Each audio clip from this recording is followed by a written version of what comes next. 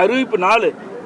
சிலந்தி நோய் மற்றும் வறட்சியால் பாதிக்கப்படும் தென்னை மரங்களும் அவ்வப்போது வருகின்ற நோய்களால் பாதிக்கப்பட்ட தென்னை மரங்களுக்கும் உரிய இழப்பீடு வழங்க அரசு அவருடைய முயற்சி செய்யப்படும் சொன்னாங்க. அதுவும் செய்யலை. அறிவிப்பு 65.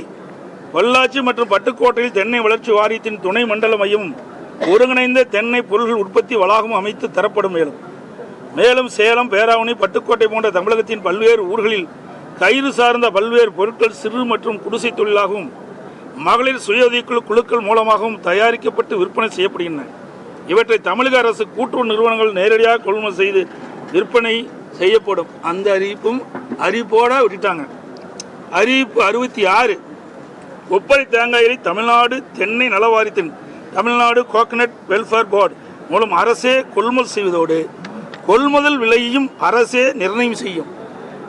மேலும் தேங்காய் எண்ணெய் அரசு கொள்முதல் செய்து நியாய விலைக் கடையில் விற்க நடவடிக்கை மேற்கொள்ளப்படும். அந்த தென்னை மர விவசாயிகள்லாம் இதை நிறைவேற்ற வேண்டும் என்று அண்மையில் அறவழியில் சென்னையில் போராட்டம் நடத்தினாங்க. அதற்கும் தீர்வு காணல இந்த அரசு. இப்படி தென்னை விவசாயிகளுக்கு இந்த ஆட்சி வந்தவுடனே நான் சொன்ன அந்த அறிவிப்பில் இடம்பெற்ற நிறைவேற்றப்படும் சொன்னாங்க. அதுவும் நிறைவேற்றப்படவில்லை.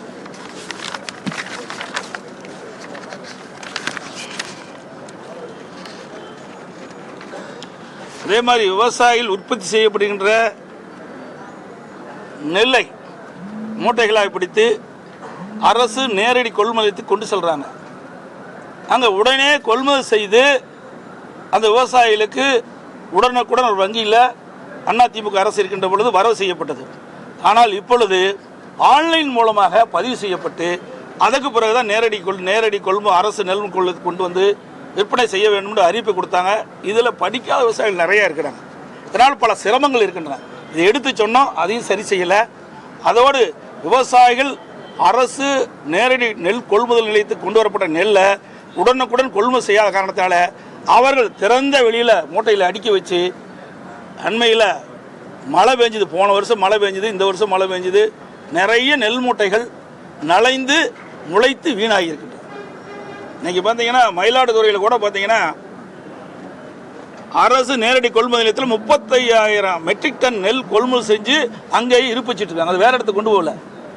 அந்த மயிலாடுதுறை மாவட்டத்தில் இருக்கின்ற அருகில் இருக்கின்ற அந்த சுற்று வட்டாரத்தில் இருக்கின்ற விவசாயிகள் எல்லாம் தற்போது அறுவடை செய்த அந்த நெல் மூட்டைகள் எல்லாம் இன்றைக்கு விற்பனைக்காக நேரடி கொள்முதல் கொண்டு வந்து திறந்த வெளியில் அடுக்கி வச்சு காத்துக்கிட்டு இருக்கிறாங்க. இப்படிப்பட்ட அவல நிலை இந்த ஆட்சியிலே பார்க்க முடிகிறது.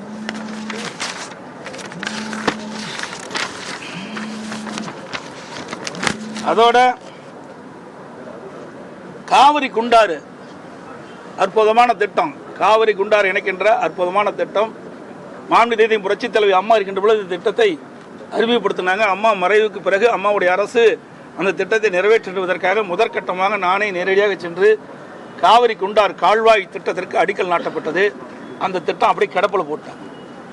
அதே இன்றைக்கு மேட்டூர் அணையிலிருந்து வெளியேறுகின்ற உபரி நீர் அந்த காவிரி குண்டாறு கால்வாயின் வழியாக இன்றைக்கு திருச்சி, புதுக்கோட்டை, சிவகங்கை, விருதுநகர், ராமநாதபுரம் 5 மாவட்டங்களை ஏரி குளங்கள் நிரப்பி நிலத்தடி நீர் உயர்வதற்காக இப்போ அற்புதமான திட்டத்தை அந்த திட்டத்துக்கு நிதி ஒதுக்கீடு நிதிநிலை அறிக்கையிலே நிதி ஒதுக்கீடு இல்லை, வேளாண்மை நிதிநிலை அறிக்கையில் அதை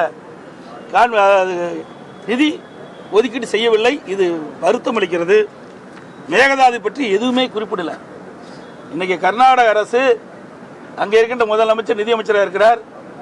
அவர் சட்டமன்றத்தில் நிதிநிலை அறிக்கை தாக்கல் செய்கின்ற பொழுது மேகதாது அணை கட்டப்படும் என்று அறிவிப்பு கொடுத்தார். அதற்கு உண்டான முழுமையான அறிவிப்பு இந்த நிதிநிலை அறிக்கையிலையும் குறிப்பிடலை, இந்த வேளாண் பட்ஜெட்லையும் குறிப்பிடலை. அதேபோல் சரபங்க நீரேற்று திட்டம் எங்கள் சேலம் மாவட்டத்தில் இருக்கிற 4 சட்டமன்ற தொகுதி இன்றைக்கு மேட்டூர், ஓமலூர், எடப்பாடி, சங்ககிரி 4 சட்டமன்றத்தில் இருக்கின்ற வறண்ட பயிர் இருக்கிற 100 ஏரிகள் நீர் நிரப்பின திட்டம். மேட்டூர் அணையிலிருந்து நீரேற்றின் மூலமாக இந்த தண்ணீரை நிரப்புகின்ற திட்டம் நான் இருக்கின்ற பொழுது முதற்கட்டமாக 6 ஏரிகள் நீர் நிரப்பினோம்.